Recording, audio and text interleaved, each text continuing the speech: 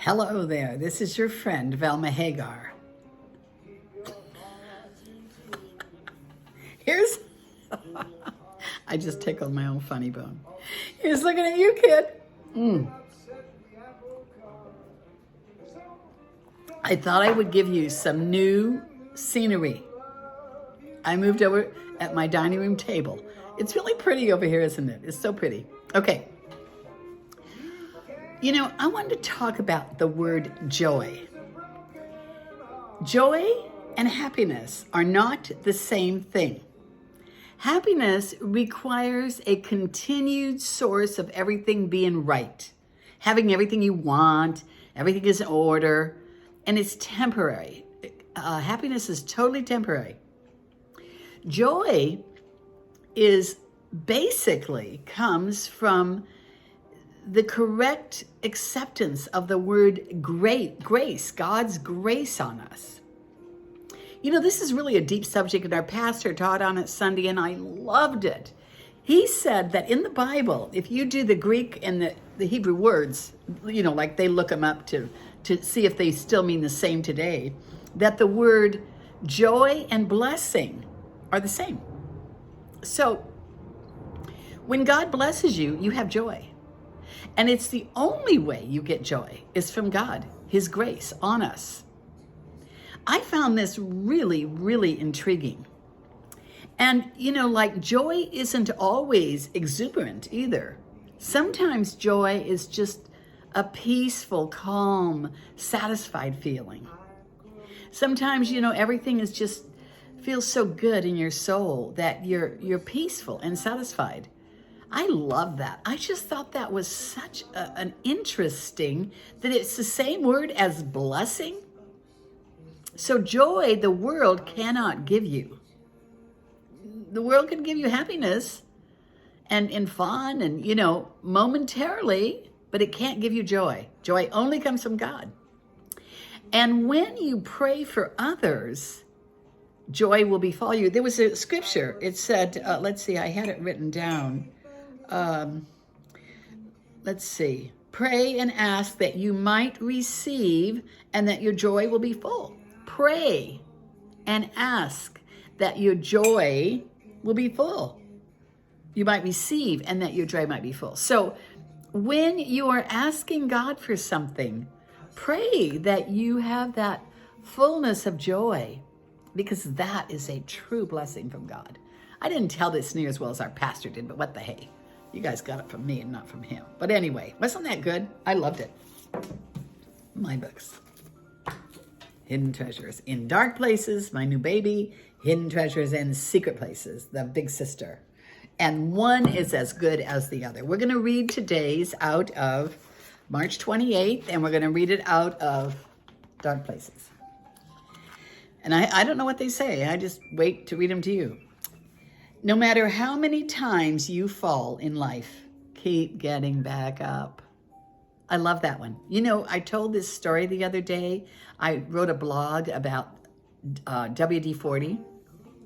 Do you know that guy tried 39 times to get that product marketed, and he failed 39 times.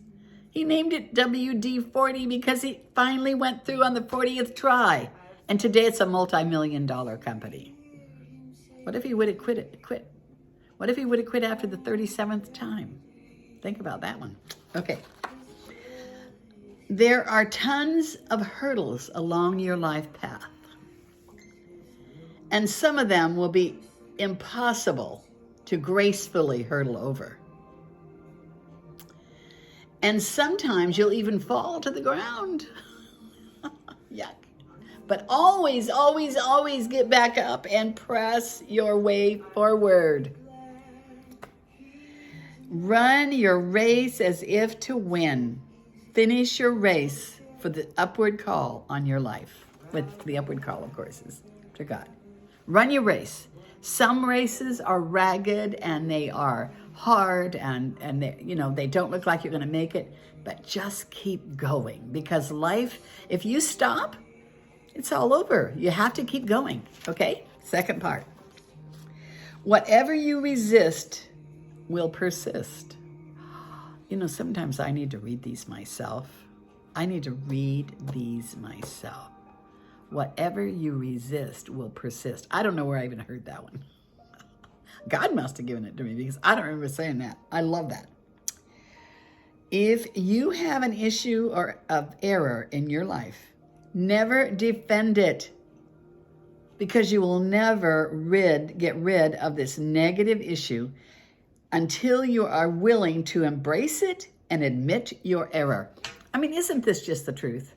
You know this, well, I did it because, or it's my mommy and daddy's fault. It's 100% their fault that I drink or that I smoke. You know that my dad used to say that it was my sister and I's fault that he drank. He was a chronic alcoholic. Now, how do you think two little girls felt because your dad told you that it was your fault he drank? Imagine, it's nobody's fault you do anything. It's your fault. Always remember that. And until you can embrace that it's your fault, you're never going to get rid of it. As long as you resist, it will persist. Love that. Oh my gosh, that was so good. I must have heard somebody say it and copied it. Okay, let's see. My eyes are really tweaked today, you guys. Pray for my eyes, will you? You know, I'm almost 80 and I have such a good body. Everything's doing good, but these doggone eyes. But with that said, you know what? Thank God for my eyes. They can still see, and God enables me to do everything I need to do. But they are really troubling today. Okay, so let's finish this up.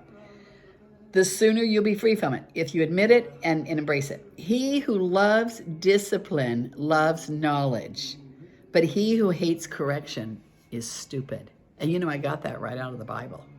I didn't put that in there myself. It's in there in Proverbs. He who hates correction is stupid. So, you know, when you defend your errors in life, when you choose to defend yourself with, I did it because, you are making a big, huge mistake. Okay? Take a look. When you hear somebody say something to you that maybe even hurt your feelings, at least stop and say, but wait a minute. Maybe they're right. Maybe there's some merit to that. You're never going to get rid of it until you stop defending it. Never, never, never defend your tweaks or your errors. And never blame them on anybody else either. Never blame it on other people, because it's your own. You are the one that gets to choose for your life. You're the one that does every choice you make. And by the way, I just want to add this right now because I'm seeing this all around me. There's a consequence for everything you do. Even if you did it 40 years ago, there's still a consequence. Okay? Make good choices today, because you're going to live with them tomorrow and the next day and the rest of your life. Now, I want you to get my books, because these books are so filled with amazing little blogs that even blesses me. I'm going to do one more, even though I'm pretty well into this. I'm going to do it out of hidden places, secret places.